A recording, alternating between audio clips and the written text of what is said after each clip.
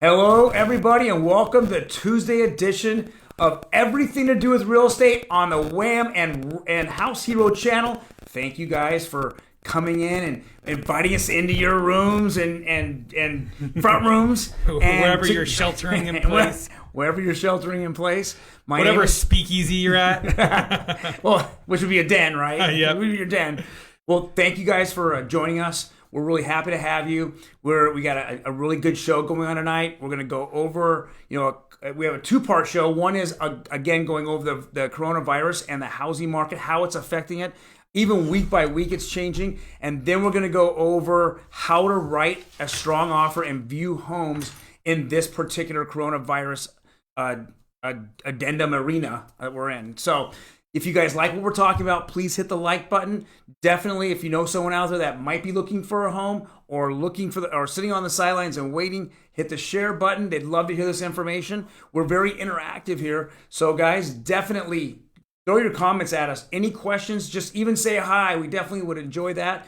So Ryan, tell me, how you doing tonight, man? Doing all right, man. Doing all right. It's daughter's birthday today, so happy birthday, Julia. My son's was 2 days ago, so it's been birthday crazy. So some dirt bike riding, and today she was just crazy, and there was a lot of baking in the house, and chalk art out in the driveway, and some friends swung by. Actually, all the neighbors in our neighborhood.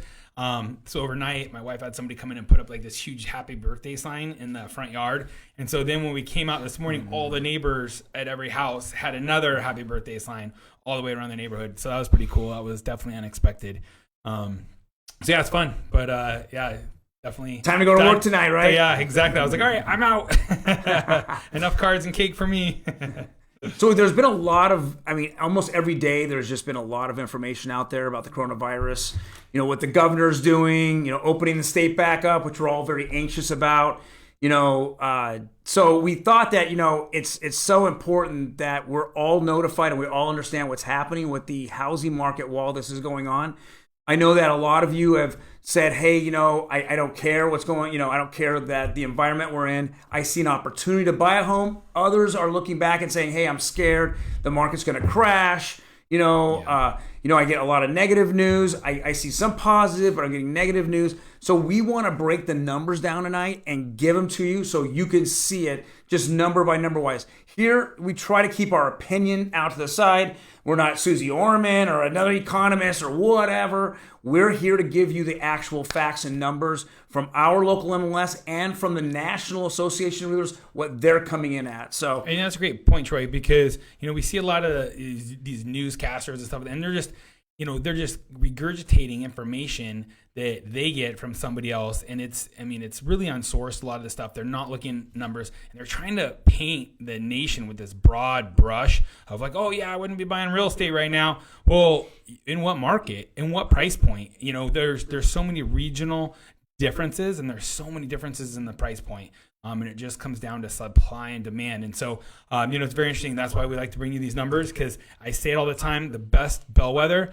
is my phone. If my phone is ringing, the market's hot. Yeah. If my phone is dead, then it's cold. And, people are like, we had somebody asking, well, you just want it to be a hot market. The best thing, we make the most money actually probably in a down market. We've got connections with banks. When the foreclosure market rolled through in 2007, 8, and 9, we killed it. We were flipping.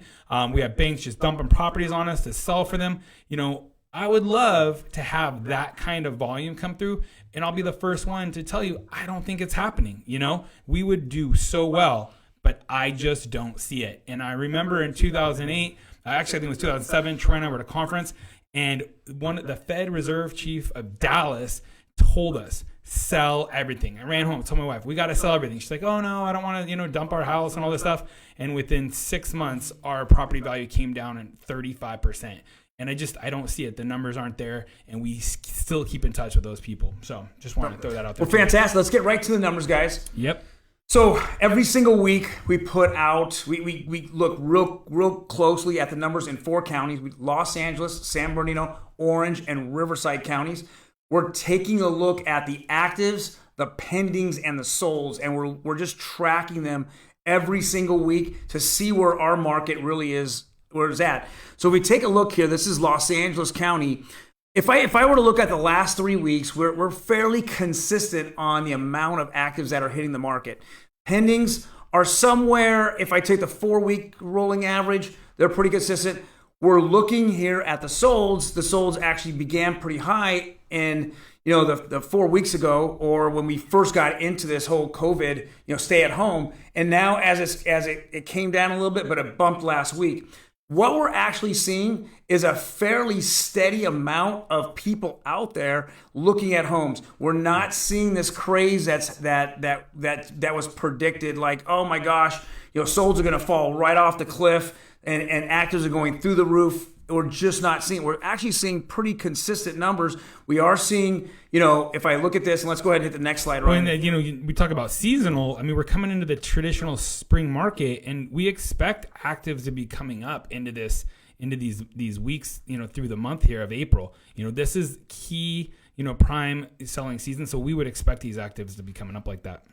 So if I look at Orange County, we're looking at almost the same thing. We have weeks that are a little higher in actives and a little bit lower, but if you average them out, they're going to come right around 270, 280, right around there. And we're still at the solds. We're still looking at a strong sold market. And here in a few minutes, we're going to show you what the actives have been doing. But yeah, we're a really fairly consistent market. Yes, solds are coming down, but we're going to see why the actives are going to come down here in a minute as well. So let's hit the next slide, Ryan. Riverside County, same thing. It's been really, it's the same trend as we're seeing every single week with all 4 counties, aren't we? Yeah. We're really seeing kind of the same thing. Go ahead and hit San Bernardino. San Bernardino's been a little stronger actually than the other counties. There's been more sales from the actives to sales. Sold. Absolutely. Right. It's been a very so Ryan, why do you think, as we come down a little bit in solds, but we're still looking at a strong market, the actives are going up? I know that you've done some research. Why do you think that's happening? Well, let's pull up this slide. Holds. These properties that are getting moved to active, the agent will list it as active. Boom. And then immediately move it to hold because the seller doesn't want to show their property right now. They want to wait until everything's back to normal. We hear, wait until the stay-at-home order has been lifted, maybe phase 1. So everybody's kind of got their own timeline, but they want people to know that they're interested in selling their homes. Mm-hmm. That agent has a listing contract and he's required to put it on the MLS within 2 days. So they're putting them on as active, and I know for some of my clients right now, I'm even searching actives. The problem is when you move it to active, it shows up as an active in our numbers, and then when you move it to hold, it's not something that can be sold. So it's not going to move pending, and it's not going to move to sold, and that's where you have that big gap in between the actives and pendings and the solds over this last week because 15% of homes that people are interested in selling are actually now on hold. That is a huge number. We hear that normally it's under 2% in a normal healthy market.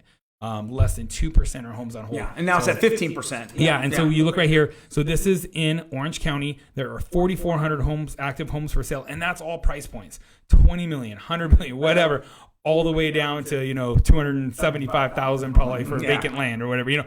So a tear down house. So you've got 800 homes unsold on top of that. I mean, homes on hold on top of that.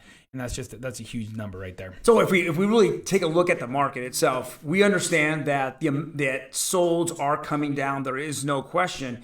And even though apparently actives are steady and going up, we're finding out that they're actually been going down too because the amount of holds that are happening. And actually, I went one step further, and I'm looking at not only holds, but I'm looking at withdrawals and cancels. So some people say, and I had one every single week. I'm having one of these where it shows active on the MLS. I call the agent to set up a showing, and they say, you know what, my client has decided to pull the property off the market. And I haven't even had a chance to even show it, or they're not tired of it being on the market for so long. They're simply saying, you know what, we began to weather a little bit of this, and we're just going to pull it off because we think that as soon as this ends, we're going to get some crazy money for the house because the market's just it's gonna be this huge tsunami of buyers coming in, and we want to take advantage of getting more money for our homes. So we're starting to see that. And if I look at this, that's what's kind of been happening across what we're hearing in the United States. We're seeing that the solds absolutely are going down. The actives are going down with the 15% off. And so we're floating down. And that is a really strong market because we're still getting the more solds than we're getting actives. And that's it. So the overall number of deals getting done is less, but the supply and demand is still out of whack where there's more demand than supply. And this is mainly at that entry level in the first 2 tiers up. So we actually had a slide to bring you guys tonight, and it broke it down more by price point. And that really shows you. And I think that's why Orange County as well, because there's a lot more higher priced homes in LA and Orange County than say Riverside and San Bernardino. And I think that's why in San Bernardino, you've got more of an even, line here from active to pending and sold. Whereas Orange County, all of the higher end homes, that's where we see stuff sitting on the market longer and not moving because it's the higher price points that are feeling the effect of COVID. I'll say this straight out. I had a client today, and we wrote an offer in Garden Grove for $625,000. She told me, she goes, I've been looking at stuff, Troy, and I think it's all 600,000. And so we're pretty much done with the loan. We were waiting for, it was a VA loan, so we're waiting for the appraisal, which takes a little bit longer with VAs, right? Boom, it comes in $635. And in the notes, which is very interesting, which never happens, in the notes of the appraiser, it says, I could actually appraise this for $650, but I wanted it conservative at $635. And she's like stunned, like, oh my God. So she went, and we emailed her a copy, the lender did, and boom, she's like, oh my God, I have equity immediately. Immediate equity. That doesn't happen very often in this market. I had the flip side. Right. Unfortunately, I had an appraisal come in low and I was a little frustrated. I actually talked to an appraiser who had called on one of our closed comps the other day, and he was asking me what I was seeing going on in the market. And we had, 15, 20-minute conversation about it. And he was like, I'm really glad I called you about this because what I'm hearing on the news and what I'm seeing on appraisals and in deals are completely different. And it's nice to hear from an agent's perspective that, yes, this market is still moving and I shouldn't be worried about these values that I'm putting down. I said, no, there's still multiple offers on most of these properties. So, well, and before we get to NAR numbers, I'll just say this. I had a late night Sunday conversation with men. Men text me and we go back and forth, and we had this late night conversation.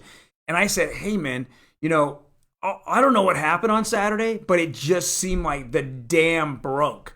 And he goes, Troy, man, I have gotten so many people this weekend that are just the crush of people who are looking for homes just kind of broke on Saturday, right? Yeah. And I said, well, how there was a kind of a key point, and I know a lot of us, saw it when one of the Utah Jazz players, Rudy Gobert, contracted the day of. They found out he had a positive reading on the COVID-19, a virus on the day he had a game. So during that game, before it tipped off, it was given out to, it was told to the referees, and the referees decided to go ahead and cancel the game. Well, that was the tipping point in the United States where we kind of felt like, oh my God, it's here, right? That was the moment in time. Then last Friday, I'm going to call this out as a tipping point. Last Friday, about 200 citizens got on the corner of Main Street in Huntington Beach, and they started to protest their rights to actually go back to work. And so that little protest on that corner street really kicked off the entire weekend as that news got out all across the United States where people want to get back to work. And so I really do feel that we're starting to see people not fearing as much as more and more data comes out about the coronavirus. Less and less people are out there scared and hiding in their homes. Now they're getting out and they're saying, hey, the effect, is just not as bad as people, as predictions. When I think, yeah. Right. So with that being said, when me and Min were talking, and again, we talk every single day, but we talked again today. He's going, Troy, man, my phone doesn't stop ringing. It is gone. It's like Saturday, like that little protest that kicked off the rest of the United States protests, right? These protests across the United States. It's like people are like, okay, mine kind of gave in a little bit.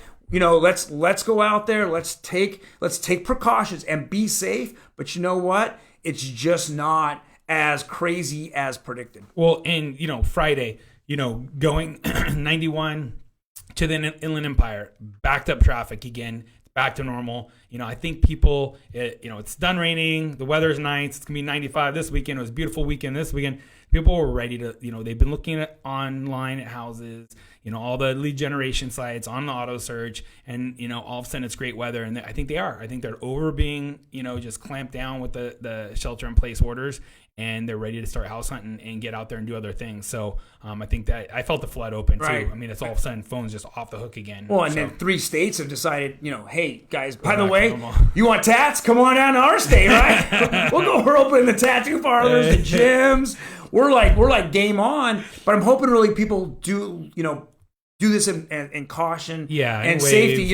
Wear the mask. Look at it, and those just don't go out in public, without any protection. I mean, we do promote that you're definitely safe. We don't want this to be, from a pandemic to epidemic or anything like that. We want it to be safe as we continue to open up. So let's get into some of these NAR numbers. And the reason we wanted to bring you these is this is more of a nationwide brush, and this shows you outside of Orange County, nationwide, what do we have going on for us, Troy?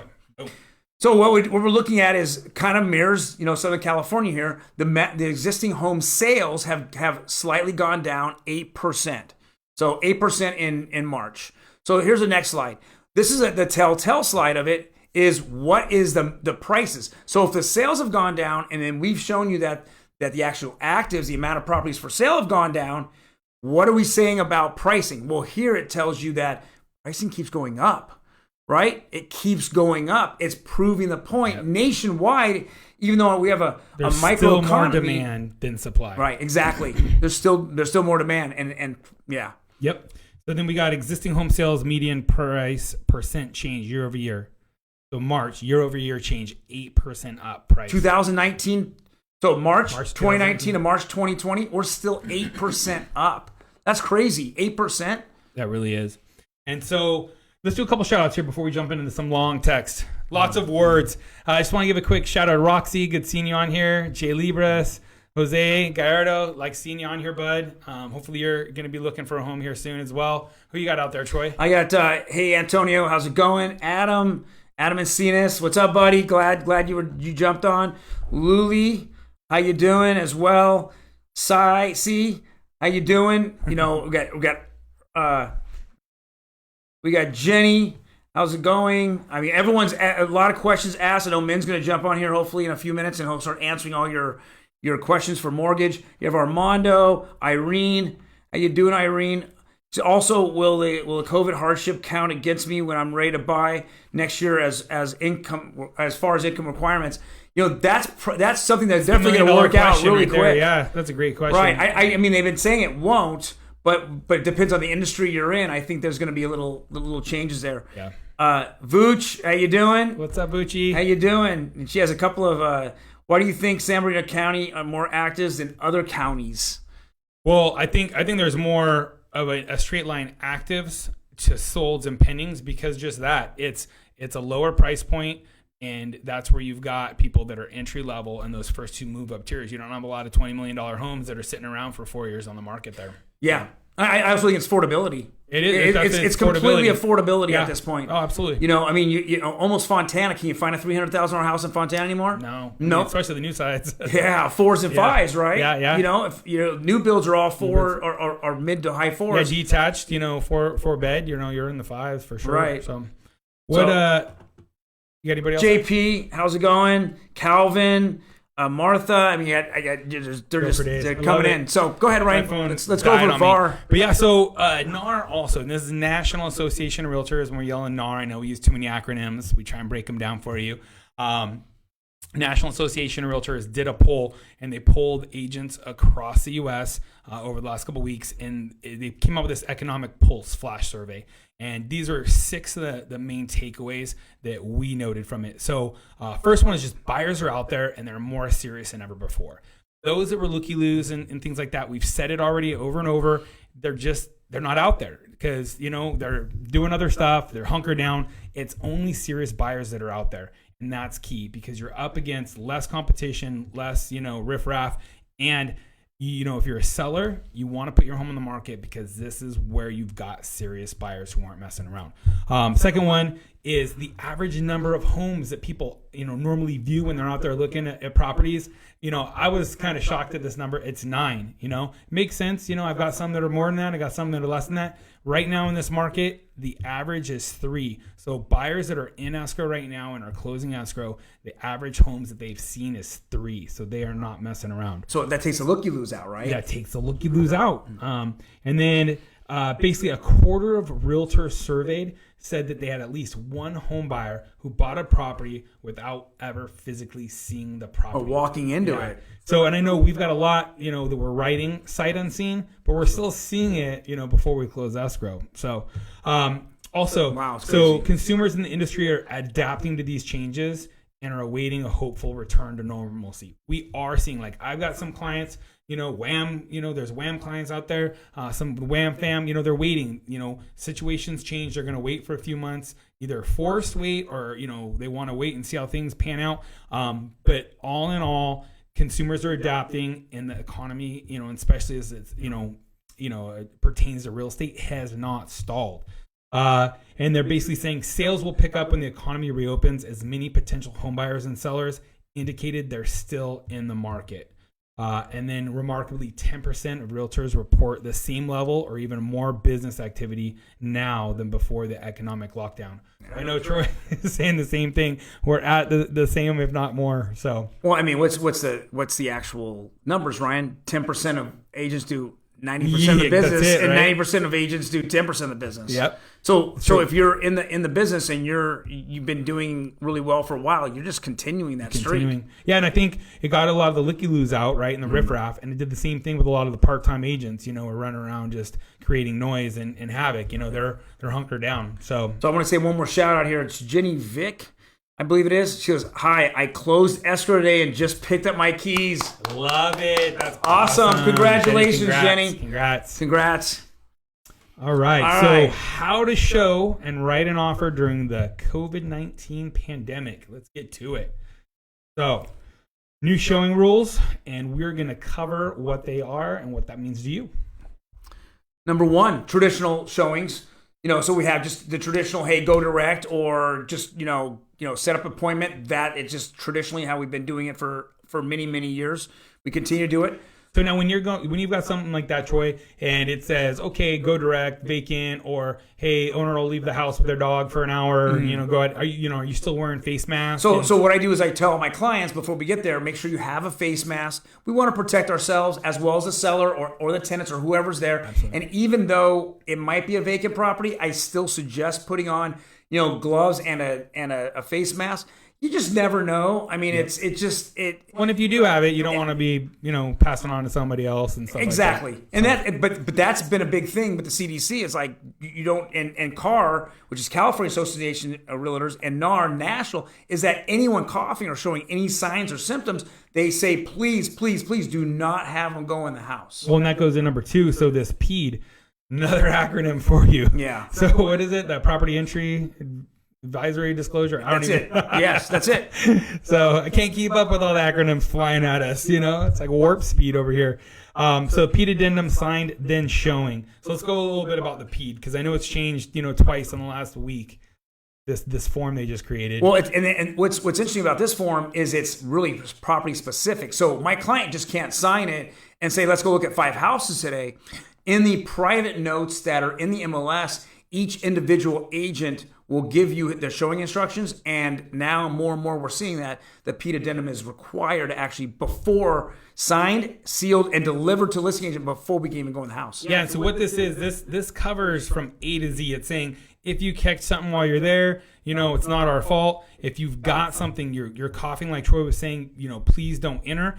And if your symptoms change, if you all of a sudden come down with any sort of symptoms, you're actually supposed to report that to the other agent and seller of that property. It's pretty interesting. Like I said, this form has already changed within the last week. Originally, it was just the buyer had to sign a waiver and send it back. Now everybody, both brokers have to sign it. The listing agent's broker and the selling agent, the buyer's broker has to sign it.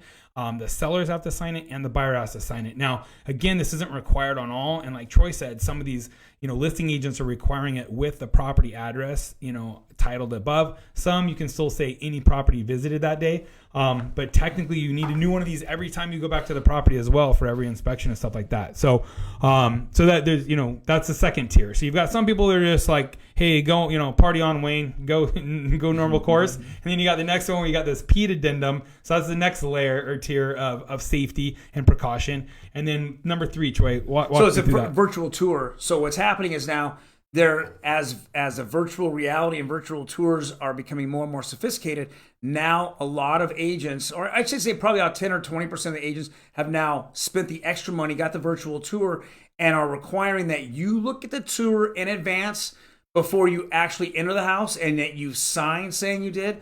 Or they say you're writing an offer based on the virtual tour. It's a tour of the house, 360 degrees. You can just see the entire house, step by step, each room. It's actually pretty pretty nice. Cool. The biggest player out there right now is Matterport. They've got the whole dollhouse view. They've got a two-dimensional view, and then you can walk through the house. There's little circles. You pick where you want to be. You spin the house around in a circle.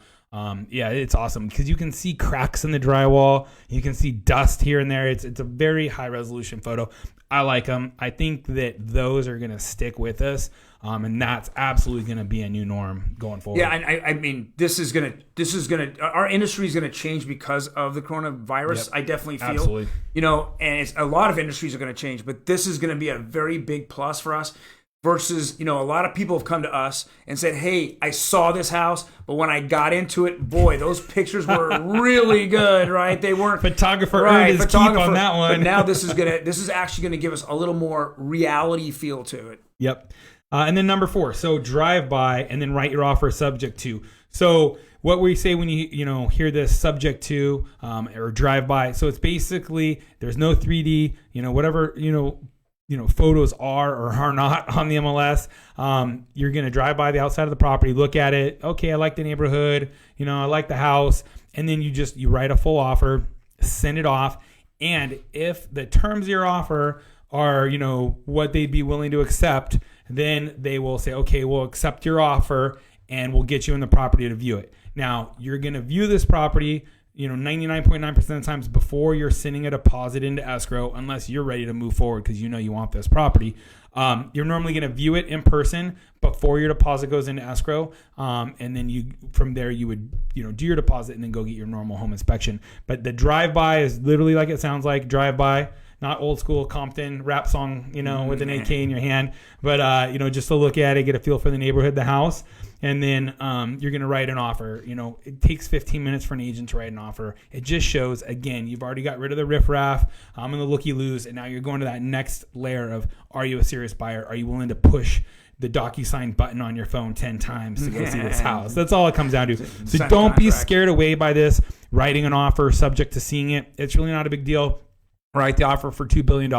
It doesn't matter. Let's be honest. It's just to show that you're willing to spend the 15 minutes and get into the property. Mm-hmm. So, because when you do see the property and you go, oh, well, there's a crack the size of the Grand Canyon in the middle of the living room. We're not interested, or we want to drop our price $20,000. Then you're right back in a negotiation. So there's nothing holding you to that price in term. So, all right. Communication with the listing agent. I think that's really important. That's the next layer of finding out how to write an offer in this particular environment. I typically talk to the agent. I ask them how many offers that they have in hand, not they're expecting or seeing or whatever. Yeah. I ask, well, what's the seller doing? Are they moving? Where are they moving to? What's their motivation to move? And then I say, what are they really looking for? Because a lot of sellers have different motivations and they look at offers differently than what you would actually think. Yeah, and so this is great. So first part was what are the kind of new showing things, and number 2 is how are you writing an offer and how are you getting it accepted. So that's key. You really want to tailor it to that seller. So. And then what is a strong offer, Troy?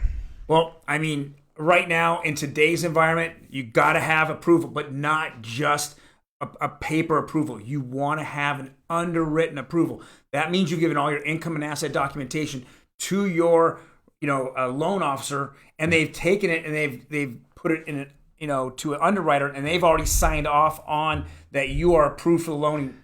You know what, though? I don't know, because back in the day, we always said, unless you've got that fully underwritten pre-approval with DU findings, it's just toilet paper. And right now, in these day and age, I mean, people might want to see that toilet paper come across their desk. So right. With the shortage over there at Costco. It's important that, you have the FICO score on there, because that means they actually did pull credit and they've got an underwritten approval. And that's it. I mean, the sellers want to see that you really are approved before they're going to waste their time, especially on some of these where you're writing an offer subject to. They want to see that you're, going to be able to get financing before they open up their house to you, especially some of these boomers and stuff like that are really worried about their health.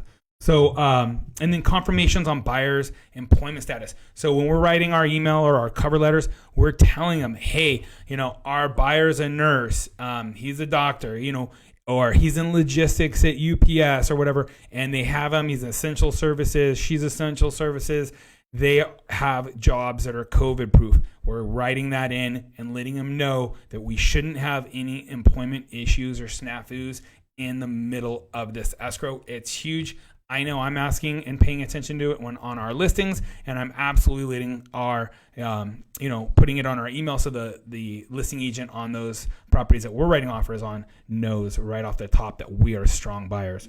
And then the COVID-19 addendum. So there's now the CVA, so we're also putting that in, and that protects you that if there is some sort of, act of God, this thing takes a turn for the worse, and you cannot close escrow, you have the right to either extend your contingencies or extend escrow in its entirety. So, very important addendum. It is very important. Yeah. Next one is proof of funds. I mean, this is in any market, this is actually very important. But in this market, they want to make sure that you have the money to close. They'll go and make the phone calls and make sure you have proof of funds. Reduce contingencies. Number 5. It's extremely important, but they want to know that you're not going to go for a 30 to 45 day escrow because that just extends their liability of you not closing. So the smaller or the least amount of time to close is what a seller's looking for. Yep. So we'll go 24 days. Make sure your lender is on the same page. When you have that underwritten approval, you already have a good week that you're supposed to extend your escrow out. Now I've shortened it a week immediately because I do have an underwritten approval. Yep, and that's huge. That's a big step ahead when you've got those reduced contingencies and time frames as far as escrow. And then you've got cover letter. You absolutely want to have a cover letter. Still talks a little bit about you. Can also, like we talked about earlier, talk about your jobs and how strong you are. So you want to make sure you separate yourself from the pack because there's still a big chance you're going up against multiple offers. I'd say 90% of the properties we're writing on for the last 3 weeks, for me at least, are all multiple offers. How about you, Troy? Yeah, we're in a multiple offer market right now. Yeah, and I know one that I wrote on today, if I wait till this weekend, it will be multiple offers. So we're trying to get it locked up today for the client. So that's the other thing that's not on this list. Act fast. Don't second guess yourself. Don't listen to the media. If you find a home you like, you're out there with your agent, you've seen a few, you know what you're looking for, you find a home you like in your price point, nail it down. Don't wait. Don't second guess yourself. Buy it. I'm telling you now, the people that are purchasing right now are saying, hey, I want to take advantage of this moment because I know that if we come out of this and we're real strong, we're going to see that huge wave of buyers hit the market. And when that happens, you're just pushing prices right through the roof. That's why some sellers have now pulled their homes off the market, and they're waiting for that. They see the opportunity. They want to see that. Yeah, they see the amount of demand that's going to come in and expect prices to go up. Yeah, and we talk to people, there's, hey, I don't want to be in a rental if something bad happens in the future. Another wave of this 2 years from now, a year from now, whatever. I want to own my house. I want to have that, comfort of knowing this is mine and I can work with my mortgage and I've saved some money up versus a rental. I don't know what the landlord's going to do. I don't know if he's going to, default and get his home foreclosed on, and all of a sudden I'm going to get booted out and not be able to go somewhere. So there's just a lot of different dynamics that people are working on, through all of this. So it's been interesting. Couple shout outs. Yeah, let's see. Eric Roca, how you doing, buddy? Vooch says, I followed one of the realtors and they are showing homes with their clients wearing masks. Yes, that's definitely keep that safety in place. And there's layers on that too. So, some of these properties you'll go into, they'll tell you they want mask, gloves, and booties. And so, we carry them all around, and we've got the different layers. Yeah. And actually, I carry extra plastic gloves for if my clients don't have it. They're Absolutely. Here, gloves. Nancy Martinez, how do we let them know we are essential workers?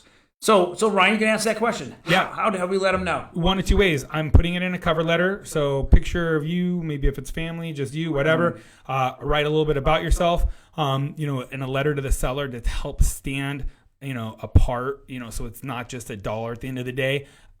That's been hugely successful for our clients in the past.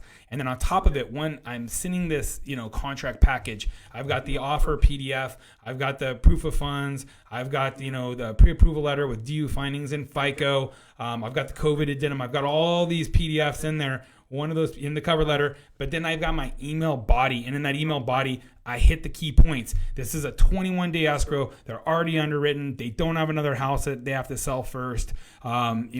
She's an essential worker. Her job's in, COVID proof is what I like to say. She's not at risk of losing her job during this pandemic, and she's motivated. And I always say in there, best of all, she's a lot of fun to work with. Yeah. So, I actually in that body of that email, I actually tell them what they actually do for a living. Oh yeah, that's what I'm saying. Right. Yeah, I say like a nurse or oh, absolutely. And I say, and they're COVID proof, a grocer's truck, logistics, or what? I mean, absolutely, stuff like that. And I mean, that makes a difference to get your offer Huge accepted. Difference. Or it's like I don't know, blind offer coming in. So yep. So great, guys. I hope that some of this information that we got you is very valuable. If you're out there looking for homes, how you're running into these same things that we're running into. You can see how strong offers get accepted and how weaker ones are kind of thrown to the side. So we definitely want you to understand what we're going through out there as real estate agents. Ryan, what else do you see out there? Yeah. You know what? Everything I see out there, I've been putting on Instagram. So definitely go on, follow us on Instagram at the House Heroes. Please like us, follow us here on Facebook. If you guys are on the House Heroes site right now on Facebook, I apologize. My phone died, and so I haven't been able to respond to the questions over there. But yeah, definitely like and follow What's a Mortgage if you're on the House Hero site, and definitely if you're on What's a Mortgage, like and follow the House Hero site. We will keep bringing you as much content as soon as we see it when we're out there. So Nancy has a little follow-up question here. It says, if we provide a letter from my employer stating that they are working and will continue to work, will that help as well? So let me go over one thing. At one of the very beginning of the slides, we want to have an underwritten approval. Part of the underwritten approval process is to have information or a verification of employment.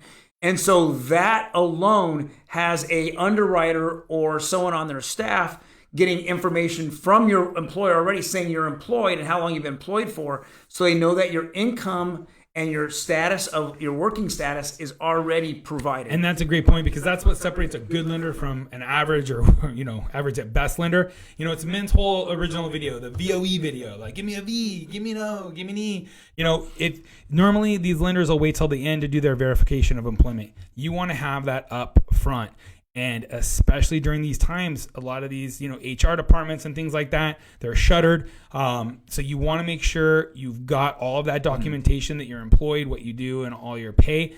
Get it to the lender up front. They will still, the day you close, most lenders are still doing a verification of employment again at that date, just to make sure that you haven't lost your job. But you want to get those channels connected and know who that letter is coming from, whether it's an email from a superior or what, because they've got a lot of workarounds right now. But make sure you do that up front. The lender you're working with should absolutely be getting your VOE up front. Awesome. Well, again, thank you guys for tuning in on a Tuesday night. we definitely appreciate it. You have a lot of other choices like Netflix, which has just gone through the roof. Troy started Tiger King. King. So, oh my God. Now I got to hear that again. And I thought my life was crazy. Damn, Carol Baskin released the COVID-19 on him. So yeah, thank you very much. Again, if you want to, we're on Instagram, we're on YouTube. We have a weekly update that we put every single week on all of our different social media platforms. And yeah, we're definitely have, deal of the week on Friday. Check us out here on this channel, the Wham channel, as well as our House Heroes channel at 2 p.m. on Friday. We look for the best deals in Southern California. Deal of the week. Check us out then. Otherwise, guys, hit the notification button. You want to know when Wham's on, you want to know when House Heroes on, hit that notification button. We are live almost every single day, right? Yep. And if you guys have anybody or know anybody, or if you would prefer this in Spanish, tune in Thursday, 8 p.m. for Roxy en Español. Mm-hmm. All right, guys. Thank you very much again. You guys be safe and have a fantastic rest of the night. Peace. God bless.